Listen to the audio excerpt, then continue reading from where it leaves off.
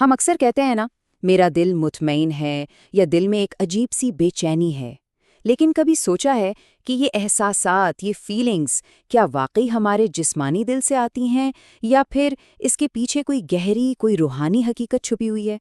چلیں آج اس راز سے پردہ اٹھاتے ہیں۔ میرا دل نہیں مان رہا، کتنا عام سا جملہ ہے نا؟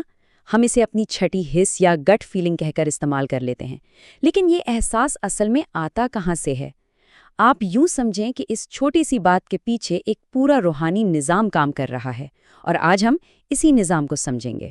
تو اس سفر کا آغاز ایک جانی پہچانی اصطلاح سے کرتے ہیں، قلب۔ اسلامی فکر میں قلب صرف خون پمپ کرنے والا ایک آرگن نہیں ہے، بلکہ یہ اس سے کہیں بڑھ کر ہے۔ یہ ہمارے وجود کا ایک روحانی مرکز سمجھا جاتا ہے۔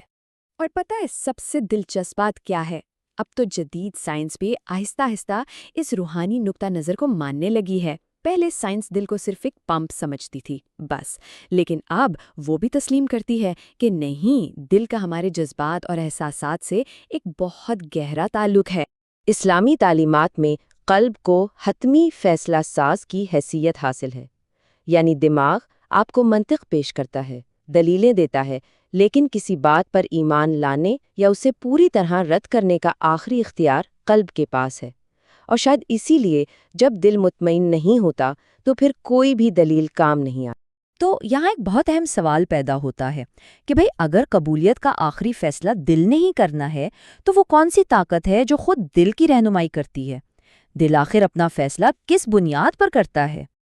اور اس سوال کا جواب ہمیں ایک بہت ہی گہرے اور خوبصورت تصور کی طرف لے جاتا ہے، اور وہ ہے صدر۔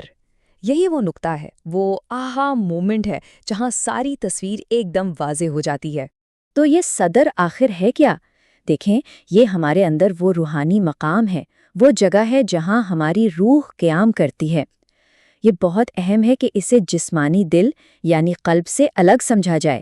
صدر آپ کہہ لیں کہ روح کا اصل گھر ہے، اس کا حقیقی ٹھکانہ۔ تو سب سے اہم نقطہ یہ ہے، جب ہم کہتے ہیں کہ ہمارا دل مطمئن ہے یا بے چین ہے، تو دراصل یہ ہمارے دل کا نہیں بلکہ ہمارے صدر کا اطمینان یا بے چینی ہوتی ہے۔ دل تو صرف اس کیفیت کا اظہار کر رہا ہوتا ہے جو صدر کے اندر موجود ہے۔ آئیے اب ذرا دیکھتے ہیں کہ یہ پورا نظام، روح، صدر اور قلب، یہ سب ایک ساتھ مل کر کیسے کام کرتے ہیں۔ یہ ایک بہت ہی منظم اور خوبصورت سلسلہ ہے۔ صدر میں رہنے والی ہماری روح محض ایک توانائی نہیں ہے، اس کا اپنا ایک شعور ہے، اپنی ذہانت ہے، اور سب سے اہم بات یہ کہ اس کے پاس ایک الہامی رہنمائی ہے، ایک طرح کا اندرونی کمپس جسے امر ربی کہتے ہیں۔ یہی اس کی طاقت کا اصل سرچشمہ ہے۔ تو یہ پورا سلسلہ چلتا کیسے ہے؟ سب سے پہلے معلومات روح تک پہنچتی ہے۔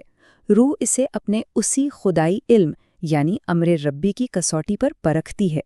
اگر بات صحیح ہو تو صدر میں سکون پیدا ہوتا ہے، اگر غلط ہو تو بے چینی، اور آخر میں ہمارا قلب وہ صرف اسی کیفیت کا اظہار کرتا ہے، اطمینان یا اضطراب کی صورت میں۔ تو اب واپس اسی پہلے جملے پر آتے ہیں۔ جب ہم کہتے ہیں میرا دل نہیں مان رہا، تو یہ دراصل ہماری روح کا فیصلہ ہوتا ہے جو صدر کے ذریعے ہم تک پہنچ رہا ہوتا ہے۔ یہ محض ایک جذباتی احساس نہیں بلکہ ایک گہرا روحانی فیصلہ ہے۔ اس فرق کو سمجھنا صرف علمی لحاظ سے ہی نہیں بلکہ اپنی روحانی حفاظت کے لیے بھی انتہائی ضروری ہے۔ آئیے دیکھتے ہیں کیسے۔ جو منفی اور شیطانی قوتیں ہیں نا، وہ اس نظام کو بہت اچھی طرح سمجھتی ہیں۔ وہ جانتی ہیں کہ انسان کی اصل طاقت اس کی روح ہے، اور روح کا ٹھکانہ ہے صدر۔ اسی لیے ان کے حملوں کا اصل ہدف ہمارا قلب نہیں بلکہ سیدھا صدر ہوتا ہے۔ وہ جانتے ہیں کہ اگر روح کے گھر پر ہی حملہ کیا جائے تو پورا روحانی نظام کمزور پڑ جائے گا۔ اور ان حملوں کا مقصد کیا ہوتا ہے؟ صدر میں وسوسے اور شکوک و شبہات ڈال کر روحانی کنفیوژن پیدا کرنا، تاکہ روح بے چین ہو جائے اور اس کا اپنے خالق سے جو تعلق ہے وہ کمزور پڑ جائے۔ تو آئیے اس ساری گفتگو کا خلاصہ اس ٹیبل میں دیکھتے ہیں۔ قلب کا تعلق ہمارے نفس اور جسم سے ہے، اور یہ جسمانی اور جذباتی کیفیات کا مرکز ہے، جبکہ صدر کا تعلق براہ راست ہماری روح سے ہے، یہ اس کا روحانی گھر، اس کا ٹھکانہ ہے۔ اور یہ اس ساری بات کا نچوڑ ہے۔ اگر کسی کو حقیقی سکون دینا ہے تو اس کے صدر کو سکون پہنچانا ہوگا، اور اگر کسی کو روحانی طور پر بے چین کرنا ہے تو اس کے صدر میں وسوسہ ڈالنا ہوگا۔ سارا کھیل صدر کا ہے۔ تو آخر میں یہ ایک سوچنے والا سوال ہے، جب ہم کوئی فیصلہ کرتے ہیں تو کیا وہ صرف ہمارے دماغ کی منطق ہوتا ہے، یا ہمارے دل کا جذبہ، یا پھر ہماری روح کا وہ گہرا فیصلہ جو صدر سے جنم لیتا ہے؟